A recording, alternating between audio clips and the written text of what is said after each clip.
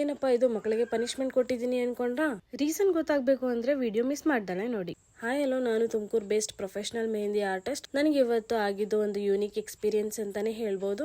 ಯಾಕಂದ್ರೆ ನನಗೆ ಇವತ್ತು ಇದ್ದಿದ್ದು ಬ್ರೈಡಲ್ ಮೆಹಂದಿ ಅಲ್ಲ, first ever groom mehndi. Not only groom mehndi but also friends and family guest mehndi ಕೂಡ ಬುಕ್ ಮಾಡಿದ್ರು. ಅಟ್ ಫಸ್ಟ್ ಕಡಿಮೆ ಮೆಂಬರ್ಸ್ ಅಂತ ಹೇಳಿದ್ರು, ಬಟ್ ಅಲ್ಲಿ ಹೋಗಿ ಗೊತ್ತಾಯ್ತು ಮೆಂಬರ್ಸ್ ಜಾಸ್ತಿ ಆಗ್ತಾರೆ ಅಂತ. ಸೊ ನನ್ನ ಪಾರ್ಟ್ನರ್ಗೆ ಕರೆದ್ರೆ ಅವರು all the way from Bangalore ಬಂದ್ರು, ಅದು 2 ವೀಲರ್ ಅಲ್ಲಿ. ಇಲ್ಲಿ ನೋಡಿ ನಮ್ ಗ್ರೂಮ್ ಎಂಟ್ರಿ ಕೊಡ್ತಾವ್ರೆ. ಬೈ ದ ವೇ ಇವ್ರು ನನ್ನ ಕಾಲೇಜ್ ಸೀನಿಯರ್ ಅಂತ ಅಲ್ಲಿ ಹೋಗಾದ್ಮೇಲೆ ಗೊತ್ತಾಯ್ತು.